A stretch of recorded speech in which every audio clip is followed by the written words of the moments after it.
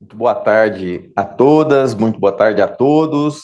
Com grande alegria, nós damos início ao nosso terceiro encontro dos seminários permanentes, uma iniciativa do Ministério Público de Goiás, da Escola Superior do Ministério Público de Goiás, que tenta fomentar e trazer as pesquisas realizadas pelos nossos membros, pelos nossos servidores, pelos nossos integrantes, as pesquisas realizadas no âmbito dos mestrados, dos doutorados, e hoje recebendo com grande honra, com grande alegria, a doutora Ana Paula Antunes Vieira Neri, nossa queridíssima amiga, ex-diretora da Escola Superior do Ministério Público, que tanto fez e que tanto faz para o Ministério Público de Goiás. A Ana Paula, que é mestre em Direito e Políticas Públicas pelo programa da Universidade Federal de Goiás, né, o PPGDP, e também atualmente é assessora jurídico-administrativa da Subprocuradoria-Geral para Assuntos Jurídicos aqui do Ministério Público de Goiás. Ana Paula, que tem uma atuação muito firme e muito destacada na área da infância e juventude, na área da educação, e já foi coordenadora de centro de apoio, né, Ana Paula? E também ocupou, né, esse espaço tão importante na Escola Superior do Ministério Público, trazendo grandes conquistas para nós, membros e servidores da instituição. Então, Ana Paula hoje vem para falar sobre políticas públicas para a universalização da oferta de vagas na educação infantil, que é, né, a pesquisa que ela realizou no âmbito do mestrado. Queria cumprimentar também, né, todos que participam online, todos que irão depois ouvir e assistir pelo YouTube, pelo nosso canal da Exump, e, claro, agradecer mais uma vez e deixar aqui minhas palavras de gratidão a toda a equipe da Exump, que faz e acontece, que faz com que as coisas aconteçam. A Ana Paula sabe bem disso, que faz com que as coisas aconteçam aqui no âmbito das nossas capacitações, no âmbito dos nossos cursos, no âmbito dos nossos eventos. Então, gostaria muito de agradecer, Ana Paula, da sua presença, agradecer você ter aceitado o nosso convite para falar um pouquinho da sua pesquisa, para falar um pouquinho da sua trajetória no Ministério Público de Goiás, do seu percurso aí, da pesquisa que você realizou, daquilo que te motivou a entrar para o programa, a fazer o mestrado, e das dificuldades, evidentemente, e, claro, daquilo que se pode também, e acho que talvez isso seja o mais importante, né, daquilo que a gente extrai de relevante, de importante nesse percurso todo. Então, seja muito bem-vinda, muito obrigado por tua presença aqui conosco hoje. Obrigada, Adriana. Como eu já te falei, uma honra muito grande estar aqui. Fui diretora da escola com muito orgulho. Eu acho que não tem nada mais importante para se fazer dentro dessa instituição tão importante que é o Ministério Público, como dirigir essa escola, porque daqui saem as linhas de pensamento, aqui a gente traz os melhores assuntos, a gente traz as pautas, a gente trabalha junto com o centro de apoio, com o procurador-geral, acolhe os colegas. Então, eu acho que não há nada mais importante do que dirigir a escola do Ministério Público. E eu quero dizer para você que até hoje, nesses meus 20 anos de carreira, foi o papel que eu ocupei aqui, que eu achei que mais relevância trouxe para a minha carreira institucional.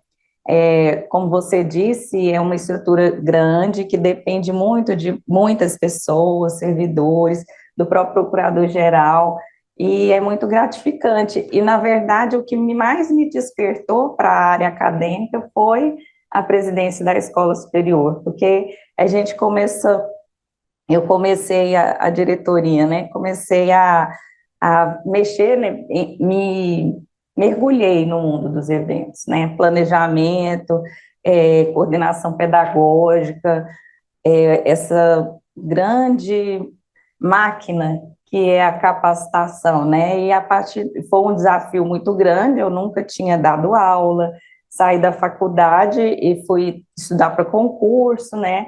Primeiro passei no concurso de procurador do Estado, fiquei lá quase 4 anos, depois resolvi vir para o Ministério Público, porque sempre minha mãe, né, era procuradora de justiça, minha irmã Silvana, sua colega de concurso, também já estava no MP, meu marido, e aí eu resolvi que eu queria mesmo, apesar de gostar muito da PGE, várias coisas no Ministério Público me atraíam, principalmente a atuação em prol dos direitos difusos e coletivos, que sempre foi a área que mais me encantou no direito, desde o princípio.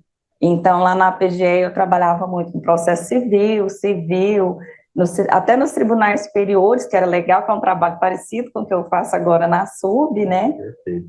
Mas não tinha essa coisa do direito difuso e coletivo.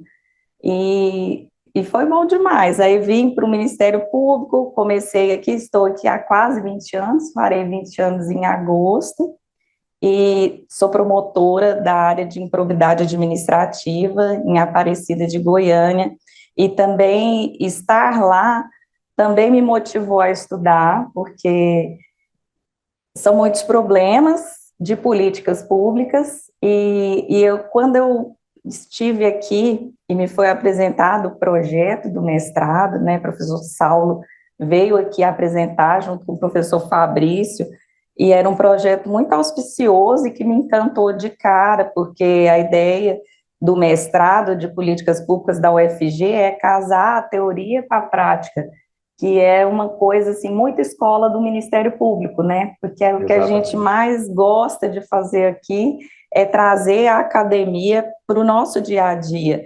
E esse mestrado me encantou de cara e graças a Deus, foram encaminhando as parcerias e o programa de políticas públicas da UFG é um grande parceiro hoje da nossa escola e vice-versa, né, e é isso, por isso estamos aqui.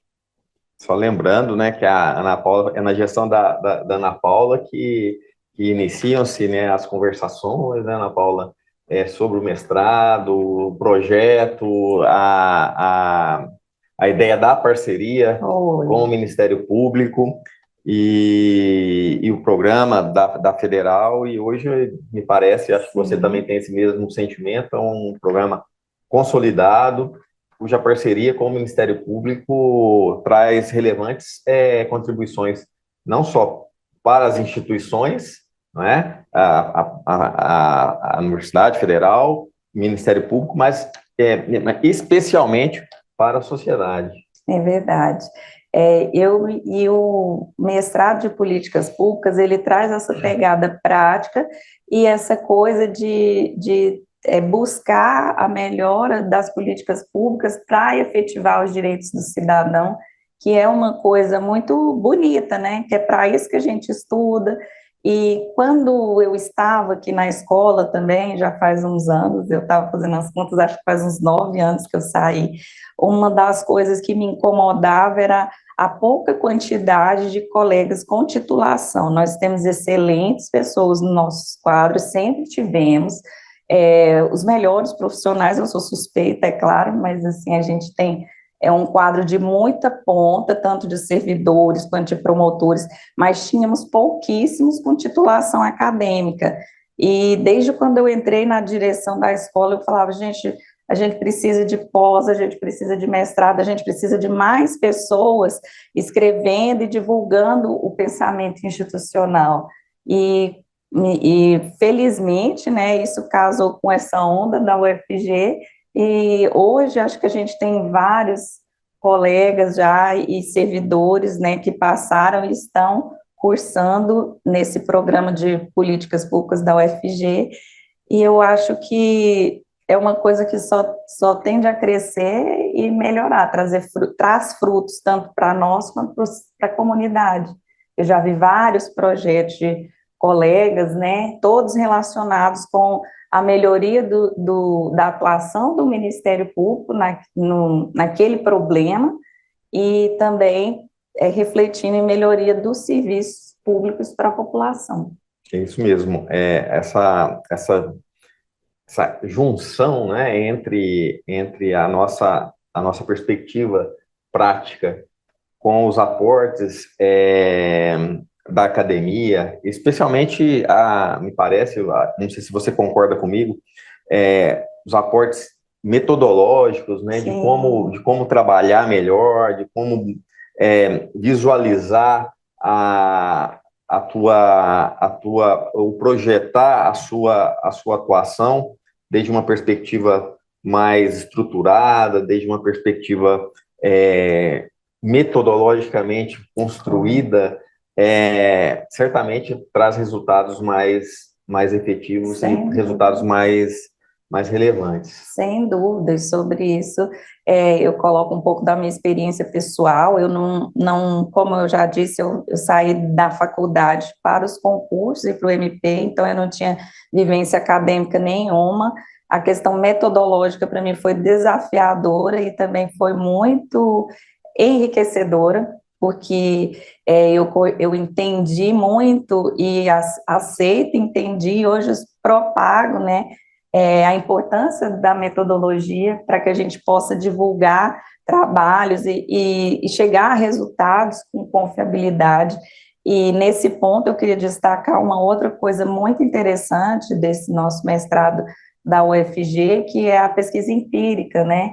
Que ao mesmo tempo que ela é interessantíssima, muito desafiadora, porque além da gente lidar com as questões metodológicas dos trabalhos acadêmicos em si, nós mergulhamos, todos nós, né, você também é egresso do mestrado de lá, em questões relacionadas com pesquisa empírica, que tem estatística, às vezes até alguns elementos de contabilidade, elaboração de gráficos, e a gente teve que desenvolver indicadores, métodos de aferição, e tudo isso agrega uma pesquisa de valor muito grande, porque você tem o direito, tem o fato, e quando você pega o fato e trabalha na pesquisa empírica com dados, você chega a uma aplicação concreta desse direito e pode divulgar com maior confiabilidade, com base em experiências já vividas, já existentes.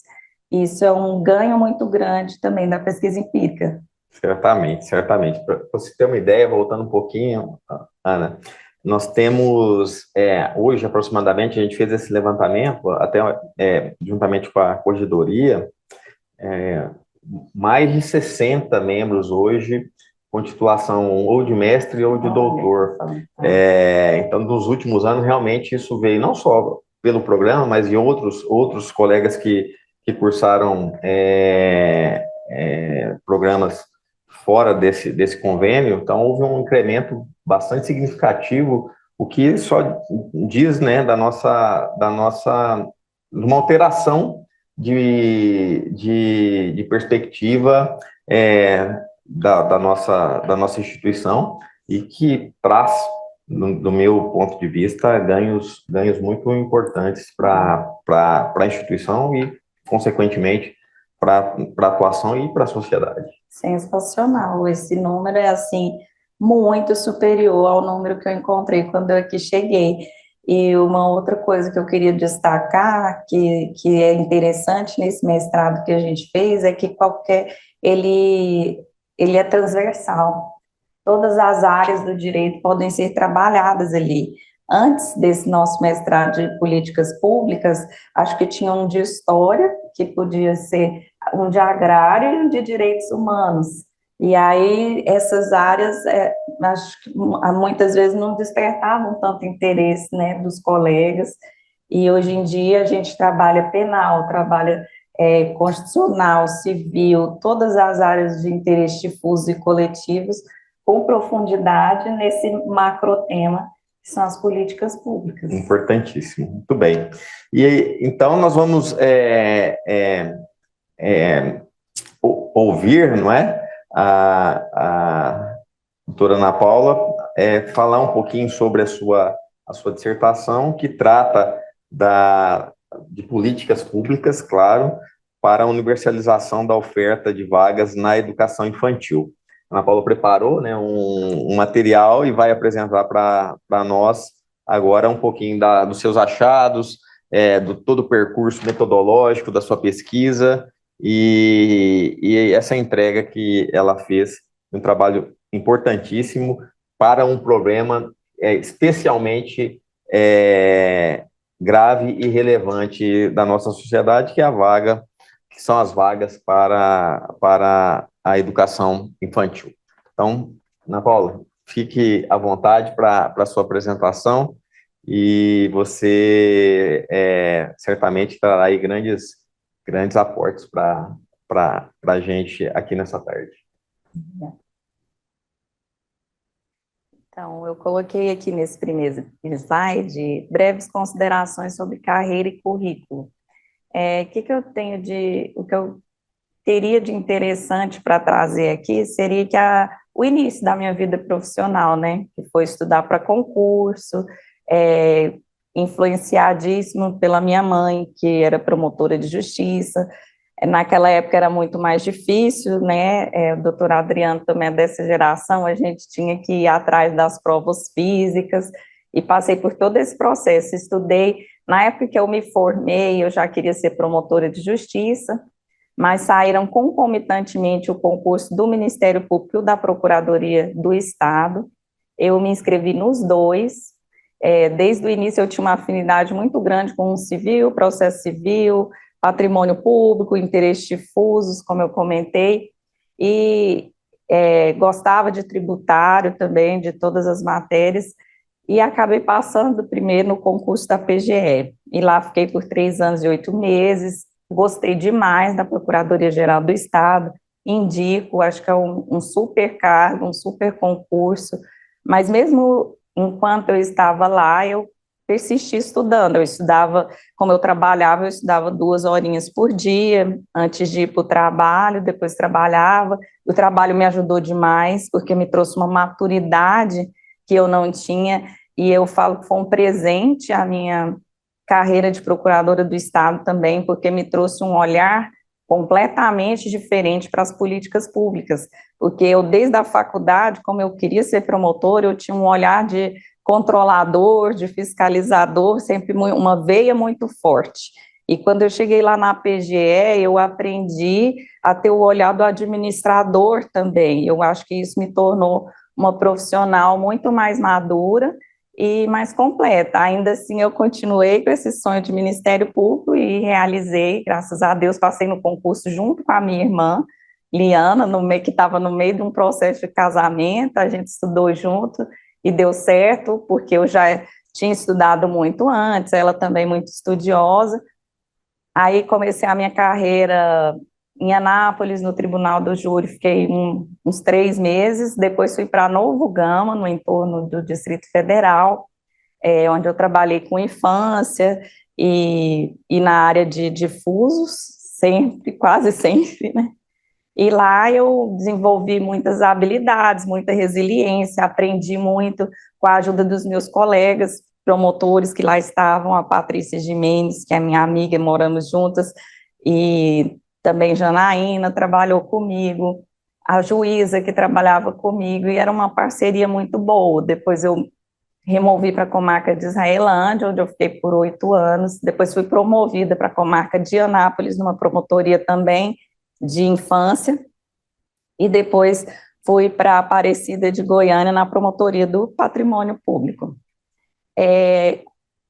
O que eu achei, aí meu currículo profissional sempre teve, assim, essa tergiversação de difuso, patrimônio público e infância, e isso norteou muito, talvez até consciente ou inconscientemente, essa minha primeira pesquisa acadêmica.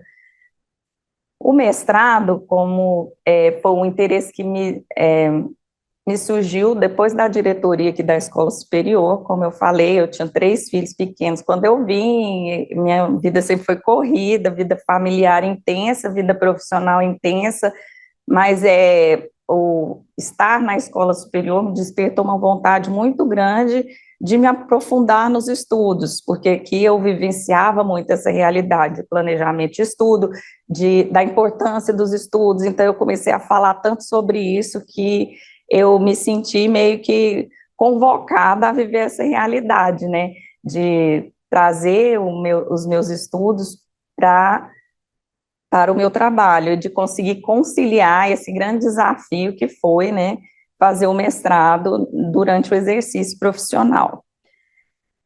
O que me chamou a atenção nesse mestrado de políticas públicas, além de tudo, foi o enfoque no conhecimento aplicado ao trabalho, que é uma coisa que a escola superior também fazia muito, e que é tudo que a gente busca aqui, porque a maior gratificação que o estudo traz para mim, no caso, é melhorar a minha atuação profissional, porque a gente, principalmente nós membros, a gente não tem incentivos remuneratórios, então o que me gratifica é pensar que eu estou trabalhando melhor, entregando mais para o cidadão e para a minha instituição.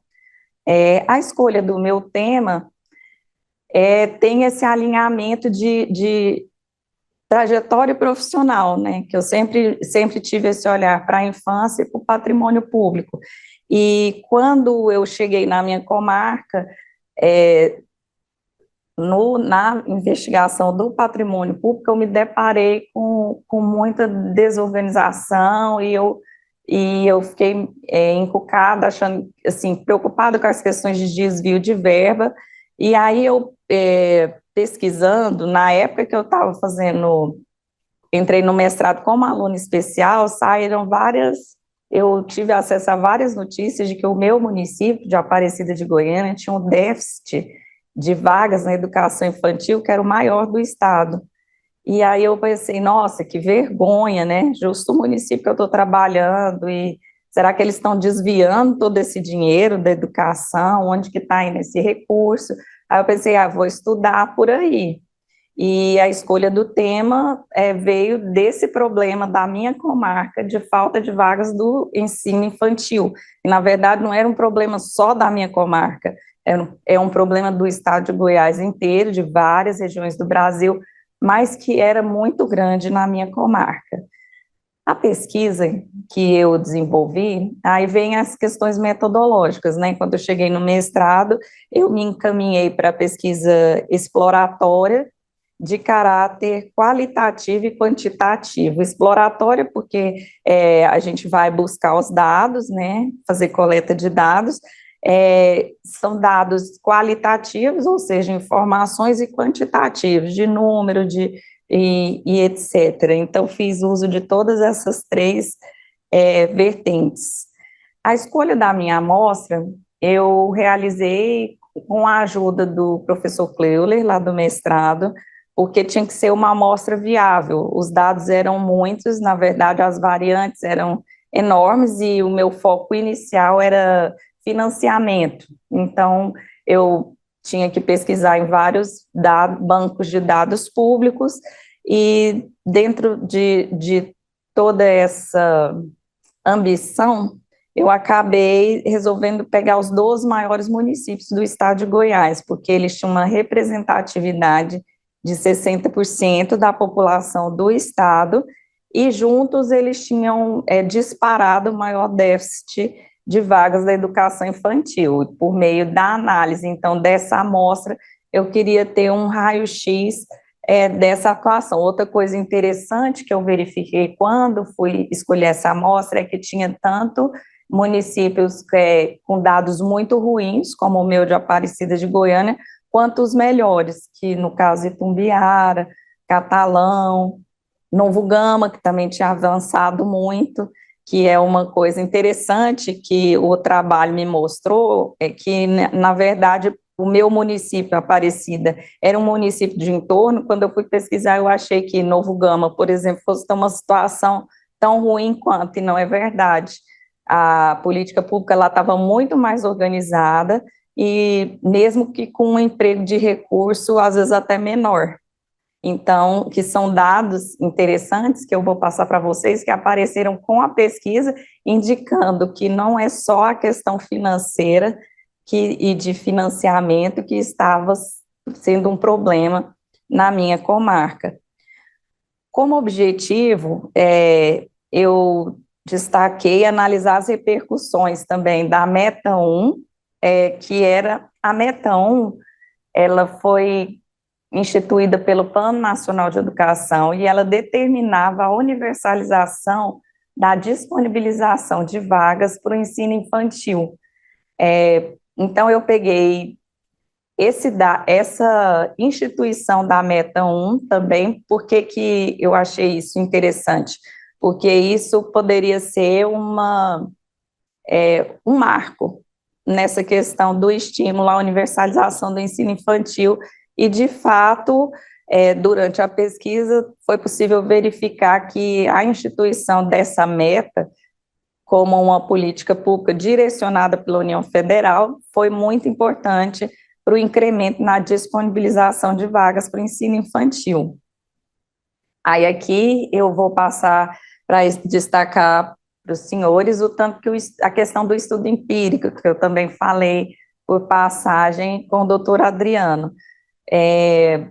Lá no mestrado de políticas públicas, quando a gente resolve estudar, os professores destacam muito isso, que o conhecimento, ele se dá pela conjugação dos fatos relevantes, individuais e únicos, quer dizer, são os acontecimentos do mundo, as fontes do direito e o significado. Então, a pesquisa empírica, ela vai pegar os fatos para conjugar com o direito e dar significado para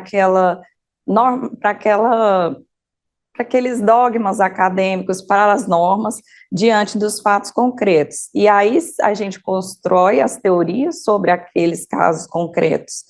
Então, a pesquisa empírica, ela aproximou o direito da realidade, pegando fato, norma e construindo as teorias em cima daquele caso concreto. Foi isso que a gente fez, foi isso que eu fiz na minha pesquisa e isso que todos fazem lá no mestrado de políticas públicas da UFG. Sobre o método, eu já esclareci que a pesquisa foi exploratória, de caráter quantitativo. Como que eu fiz isso, né? Exploratória como, quantitativa como?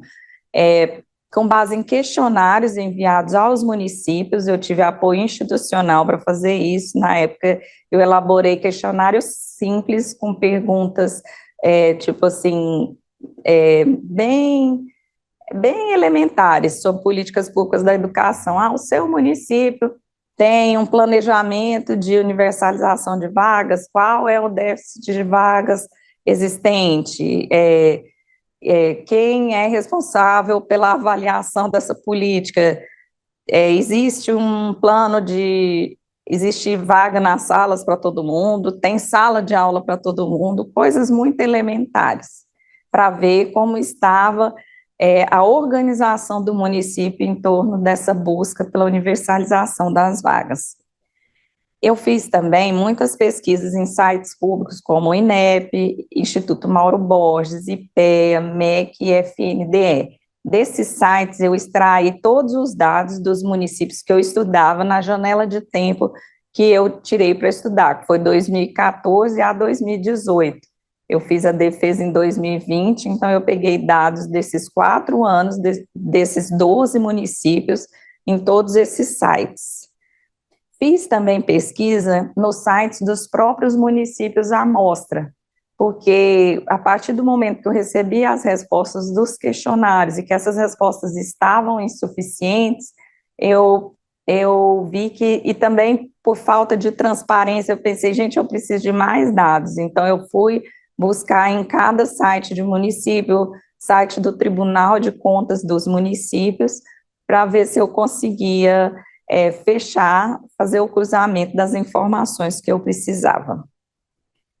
A coleta de dados de financiamento e das políticas públicas de educação do Estado, né, me fez perceber quem que recebia o maior contingente de verbas e fazer essa comparação de que se era verdadeira essa correlação de maior número de financiamento, ou seja, mais dinheiro, se corresponderia ao maior número de matrículas na rede pública.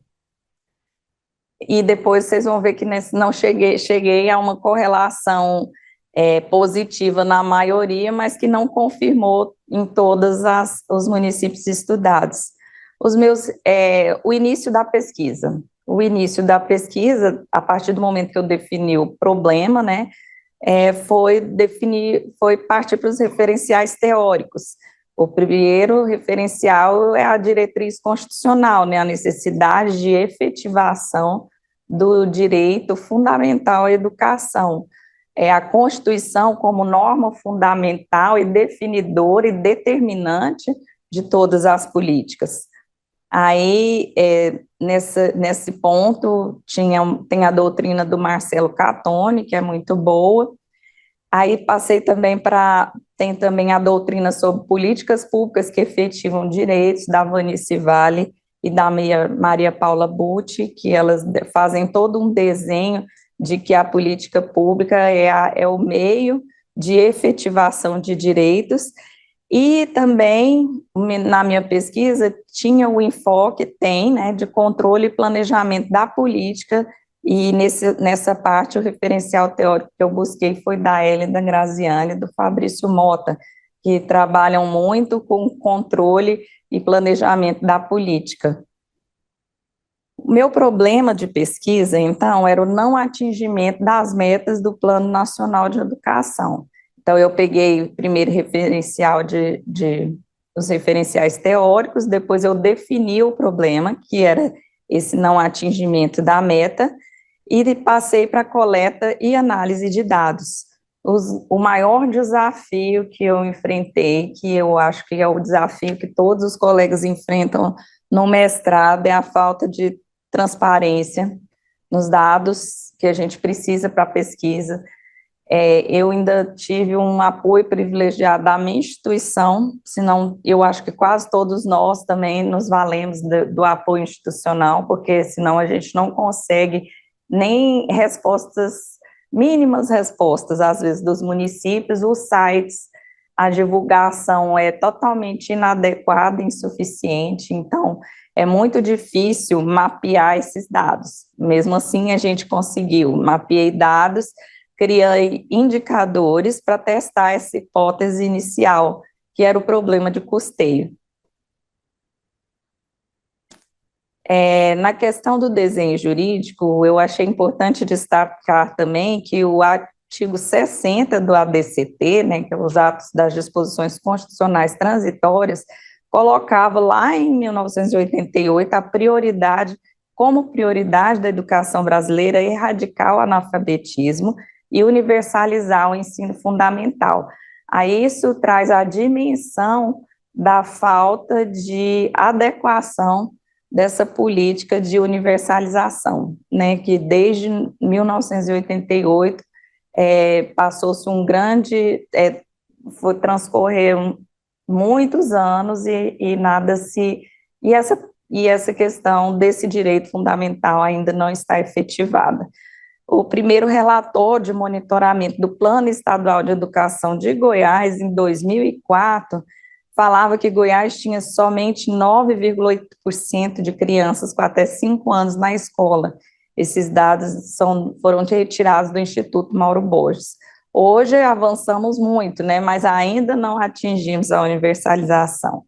O Plano Nacional de Educação instituiu a Meta 1 para crianças de 4 a 5 anos, determinando que isso deveria ser obrigatório para todos a partir de 2016. A minha pesquisa, como eu disse, foi durante esse período, finalizei os dados em 2018 e não tinha essa universalização. O mapeamento dos dados, eu peguei déficit de vagas, total populacional, projetos e programas relacionados à educação infantil, destinação dos recursos de manutenção e desenvolvimento de ensino. Na questão do tratamento dos dados e na aplicação das técnicas de estatística e elaboração dos gráficos, eu me utilizei do apoio técnico do então estudante, né, de estatística, agora ele é bacharel, Rodrigo Ribeiro Cardoso. Eu conheci o Rodrigo aqui no MP também, foi uma indicação do Emerson, que então era da Suplan, e ele era estagiário de estatística aqui do Ministério Público, e foi ele que me ajudou. Discutimos várias vezes sobre esses dados, o que fazer com esses dados, porque depois eu consegui uma infinidade de dados e eu precisava extrair, colocar o direito para aplicar o que a gente tinha daquelas informações. A pesquisa ficou finalizada em 2020, que foi quando eu fiz a defesa. A minha pesquisa também tinha um enfoque muito grande de federalismo e educação pública. Por quê? Porque é uma responsabilidade comum de União, estados e municípios e regime de colaboração. Então, quando eu fui analisar o financiamento, eu olhei as responsabilidades de cada um, e o primeiro achado da pesquisa foi a desproporção entre o potencial de arrecadação dos municípios e a dependência das transferências, porque boa parte do custeio da educação vem direto da União, que é o ente que mais arrecada, e o município fica com a maior responsabilidade, que é a educação infantil, que deve ser universalizada. Então, essa é a primeira conta que não fecha na questão do déficit de vagas da educação infantil. Os municípios contribuem menos, porque eles têm menor arrecadação, e eles recebem mais porque eles têm mais matrículas. Outro problema é que foi criada a Meta 1, a União Federal colocou como diretriz, mas não colocou uma fonte de custeio própria para avançar nessa universalização da educação infantil. E o Fundeb, ele não, como ele é uma verba por meio que leva em consideração os alunos matriculados, ele não leva em consideração esse déficit, e o município é que tem que ficar arcando com aquilo até ele conseguir enfiar aquela criança na escola e depois buscar o financiamento. Então, há uma inversão aí também. Outros problemas que nós encontramos foram as políticas públicas sem avaliação, sem diagnóstico de demanda real. O que acontece? Nenhum dos municípios que eu perguntei sabia exatamente quantas crianças fora da escola o município tinha. Qual que é o critério que eles usam é quem vai lá pedir para matricular. Não tem busca ativa, não tem envolvimento da rede de proteção da infância, então ninguém sabe quantas são realmente essas crianças que estão fora da escola. Isso é um grande problema também. Falta de apoio técnico, falta de formação dos gestores por parte da União e do Estado, que lavam as mãos nesse grande problema. O cumprimento do dever de gasto mínimo formal sem resultados mínimos. Todos os municípios estudados cumpriam, aplicavam o mínimo e mais que o mínimo, né, na educação infantil, mas não tinham resultados, e aí veio um outro problema que a gente encontrou, que é a falta de prioridades alocativas. Quais são as prioridades, onde é que eu vou aplicar esse recurso? E isso também é uma falha de planejamento da política, né? As coisas são feitas de modo caótico, né? Sem saber para onde que está precisando mais, onde está faltando mais, não. Aí o recurso vai sendo empregado sem o devido planejamento. Resultados dos questionários. A análise das respostas me revelou uma correlação positiva entre planejamento e gestão e o cumprimento da Meta 1. Mesmo sendo questionários muito simples, foi possível perceber, por exemplo, Anápolis, Itumbiara, Novo Gama, Rio Verde, Trindade, Valparaíso e Catalão, que tinham bons resultados, eles apresentaram clareza nas respostas e compreensão dos temas de política pública de educação infantil. Já Aparecida de Goiânia e Lusiânia apresentaram respostas insatisfatórias, com falhas de conhecimentos básicos, sem planejamento, sem avaliação, relacionados às políticas públicas de educação infantil. Itumbiara apresentou uma resposta muito bacana e tinha o melhor resultado de cumprimento da Meta 1. Foi o único município que mencionou que tinha cronogramas de tarefas de acordo com a demanda, utilizava linguagem técnica de gestão, tinha uma lei municipal que instituiu o monitoramento das metas de um plano municipal e ainda uma atuação do Fórum Municipal de Avaliação e Reestruturação de Estratégias para a inserção de crianças na escola. Então, essas simples respostas me mostraram que onde havia um direcionamento de planejamento de política, havia um resultado mais eficiência. Sobre as políticas dos municípios, o que destacou-se? Falta de transparência, falta de colaboração efetiva com União e estados, seja em termos de recursos públicos, seja em termos de capacitação, seja em termos de envolvimento no problema. E a questão principal que me apareceu foi a falta de estudos diagnósticos. O básico seria a busca ativa, que é o mínimo, né, que a demanda manifesta que eles não têm, e a falta de avaliação das políticas, que é a falta de análise do quão eficiente está sendo todo o esforço que cada município está fazendo para atingir ou não esse resultado. Falhas nos processos. Outras coisas que me apareceram a partir das reflexões empíricas. Novamente, transparência e planejamento das ações. Os municípios não alimentavam sequer os dados do MEC, e alguns acabam sofrendo restrições de verbas, porque eles não enviam informações para o governo federal, e muito menos fazem autoanálise. Regime de colaboração entre União, Estados e municípios. Existe a previsão constitucional, está no Plano Nacional de Educação, e esse regime de colaboração não sai do papel, que é uma coisa essencial para o funcionamento do Pacto Federativo, que isso gera sobrecarga no município, né? Gastos sem resultados. A maior parte da verba do Fundeb é utilizada hoje para gastos previdenciários e de custeio. Isso reflete na falta de investimentos. Não tem sala de aula, não tem material de apoio, né?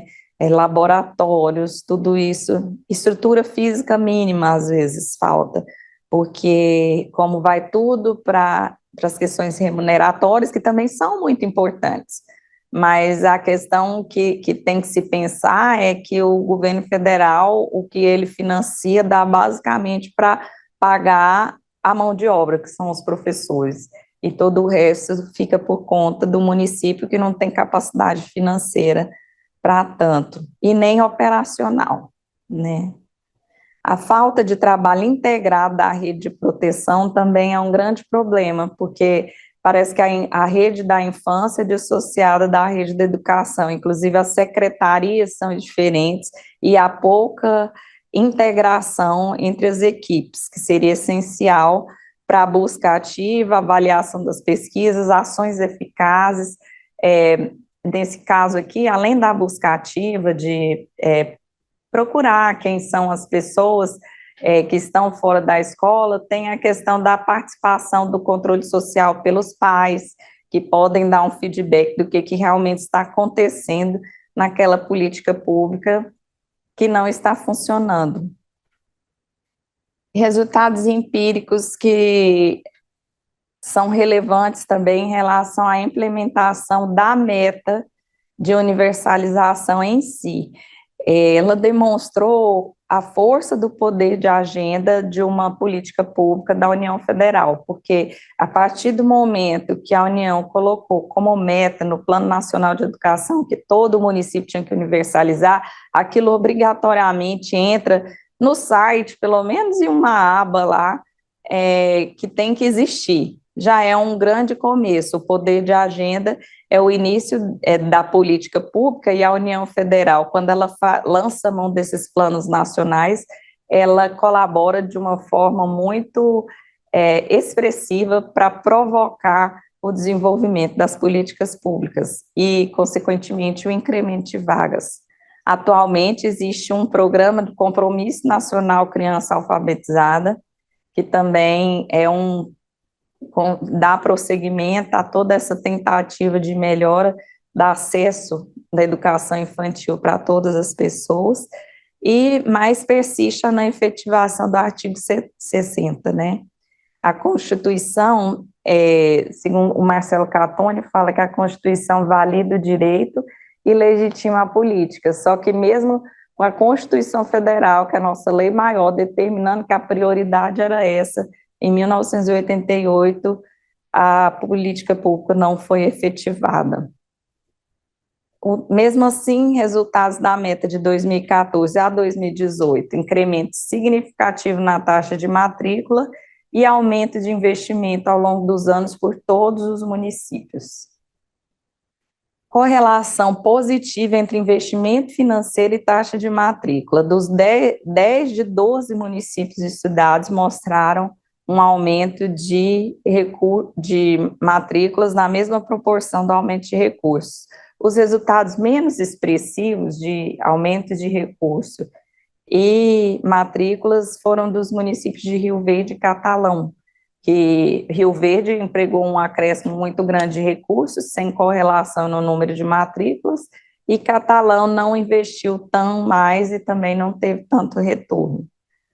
Aí tem mais aquele problema que é diretamente ligado ao investimento financeiro, que o gasto previdenciário de custeio absorve a maior parte da verba, e que o Fundeb não ajuda a superar o déficit, porque a demanda existente,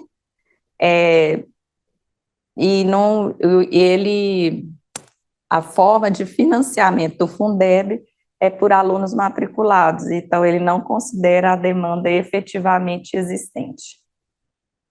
Conclusões e ações necessárias que chegamos na pesquisa: estimativa real do déficit quantitativo e de recursos, custo por aluno. Isso aqui foi o básico, né? E é o básico que não está sendo feito, que é saber exatamente quantas crianças estão fora da escola e quanto de dinheiro eu preciso para colocar um aluno na escola. São as duas coisas principais que são necessárias para essa universalização da oferta de vagas e que não tem. Nenhum dos municípios tem esse real déficit e esse custo por aluno.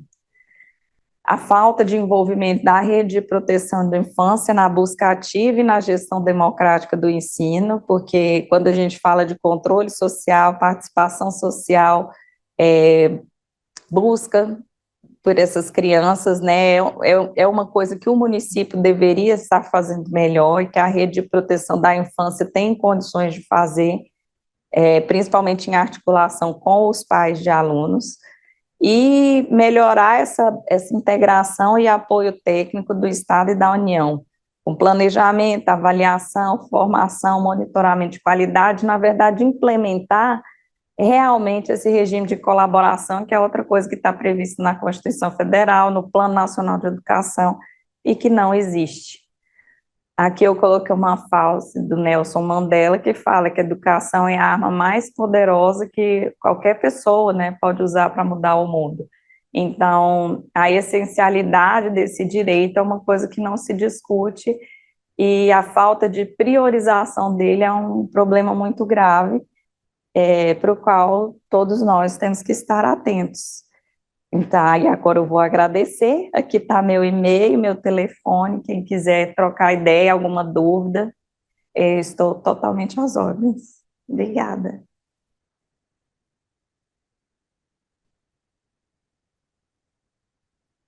Muito bem, voltamos aqui, depois da apresentação da Ana Paula, e é muito relevante, né, no meu ponto de vista, a pesquisa por trazer esses achados que é um pouco de senso comum, né, Ana Paula, que nós no dia a dia, nós promotores de justiça, gestores, o cidadão, de um modo geral, se depara, na maioria dos municípios, que só se consegue fazer política pública ou não se consegue fazer política pública por falta de recursos, e não necessariamente existe essa correlação, né? O que você verificou que em alguns municípios com menos recursos, na tua pesquisa, a gente fica claro que conseguiam ter uma política pública de inclusão e de taxas de matrículas maiores do que outros com recursos mais significativos. É verdade, é uma discussão, a questão do financiamento, ela é uma discussão muito grande quando você fala de custo do direito, né? A gente vai até na televisão, as pessoas, quando essas pessoas não estão tendo acesso, está faltando dinheiro. E a pesquisa, e essa é uma pergunta que tem muito nesse nosso mestrado, né? O que é mais importante, é o custeio ou é o planejamento da política pública, é a gestão ou é o financiamento? Não, a pesquisa mostra que é uma coisa intuitiva, mas aí de forma empírica está demonstrado no trabalho, que o dinheiro sem o planejamento não alcança nenhum objetivo. Então, na verdade, o custo do direito é importante, mas tão importante quanto é a gestão desse dinheiro, e essa gestão envolve não somente a aplicação do dinheiro, mas o planejamento de onde, como, por meio de quê, com que aplicar. Exatamente, e fica muito claro, né, a importância desse planejamento, do próprio ciclo de políticas públicas, né, que é a própria avaliação do programa, a avaliação daquele projeto, para as adequações ao longo do tempo, né, isso também é de uma relevância muito grande. E não tem sido feito, né, porque a partir do momento que o município não tem um planejamento direcionado, quanto é o meu déficit, quanto é o meu custo e como que eu vou fazer para chegar lá, e aí se ele não tem esse caminho, ele não tem também como avaliar se está sendo eficaz ou não, porque ele não tinha um trajeto para percorrer, aí ele está perdido, e sem essa avaliação não há correção de rumos, e a política fica totalmente solta. É uma coisa que a gente, Ministério Público, né, tem que procurar ajudar os municípios, né? Exato. Nós, enquanto legitimados, né, pela Constituição, ali no artigo 127, como defensores do regime democrático e educação, né, instituição garantidora de direitos, a educação é um direito fundamental, nós precisamos nos atentar para essas questões e dominar até essas categorias, né, que são utilizadas desde uma perspectiva mais ampla do que é uma política pública, o que se faz necessário para se implementar uma política pública efetiva, não? E é muito interessante quando você fala, né, do poder de agenda, especialmente do poder de agenda da União, né? E isso reflete, no meu modo de pensar, não sei se você concorda com isso, um grande problema que nós temos no Brasil, que é a questão do pacto federativo, de como as questões relacionadas à federação e à distribuição de competências, né, ela é tão complexa e tão difícil de ser executada. Sem dúvida. E ao mesmo tempo que a União, a gente vê o tamanho do poder que a União tem, né? Porque a hora que eles colocam num plano, mesmo eles não se engajando no cumprimento daquela meta, só de estar lá, eles já necessariamente obrigam todos os municípios a ter aquele olhar. Então, o poder de agenda do governo federal é muito importante para o alinhamento das políticas de caráter nacional, como é o que deveria ser, né? E na verdade ela não tem um caráter nacional. E é compreensível que não tenha, porque cada município tem uma realidade, mas na verdade o caráter nacional que a gente fala que tinha que ter era a universalização, o acesso a todos. As particularidades têm que ser outras, né? Claro. Não isso. Exatamente. Muito bem. Eu gostaria muito de te agradecer, gostaria de te parabenizar mais uma vez pelo seu trabalho no Ministério Público, pelo trabalho, pelo legado que você deixou para todos nós na Escola Superior do Ministério Público. O seu trabalho no mestrado é um trabalho de grande relevância e que merece ser lido, que merece ser refletido e que merece ser continuado. Isso é também um traço muito importante dessas pesquisas que servem como na verdade, não é um fim, não é, e nem poderia ser, nem deveria ser, mas é apenas um caminho, um começo para que novas pesquisas surjam e que novos achados venham, todos na perspectiva da gente construir, né, aquilo que a Constituição, ao fim e ao cabo, nos determina, que é termos uma sociedade mais justa, uma sociedade mais solidária, uma sociedade em que tenha os seus direitos e garantias observados. Eu queria muito agradecer, então, Ana Paula, e queria deixar aqui as suas últimas palavras, e mais uma vez agradecer a todos que acompanharam, a todos que participaram, e, claro, a toda a equipe da Exump, mais uma vez, pela colaboração e pela participação. Eu também só quero agradecer, Adriana, é um grande prazer estar aqui, te parabenizar por esse formato tão bacana, tão interessante. Quero acompanhar todos para ver os temas, os trabalhos relevantes dos colegas, dos servidores do Ministério Público, tantas outras iniciativas que você tem, e principalmente todo esse apreço que você tem pela academia, pela divulgação do rigor técnico e também por possibilitar o acesso a todos os servidores e promotores de um conhecimento mais prático, como o caso das pós-graduações, dos temas que você tem proporcionado. Eu quero te parabenizar, te desejar mais e mais sucesso e agradecer a toda a equipe da Escola Superior. Eu tenho um carinho enorme, são grandes amigos, né? Eu vou falar aqui, gente, se eu esquecer alguém, eles vão me matar. Daniela, Adriane, Dinair, Elaine, ai meu Deus, quem mais? A Lohane, que não está mais na escola, mas é como se tivesse. A Aline também não está mais na escola, mas também me apoiou muito, e hoje aqui o Leandro, né? E muito obrigada a todos vocês, que é vocês que fazem com que tudo isso aconteça. Bem, muito obrigado, Ana Paula, parabéns. Então, esse foi o nossos seminários permanentes, nosso terceiro encontro, e a gente aguarda e espera vocês no nosso próximo encontro, ainda no mês de agosto. Muito obrigado. Tchau, tchau.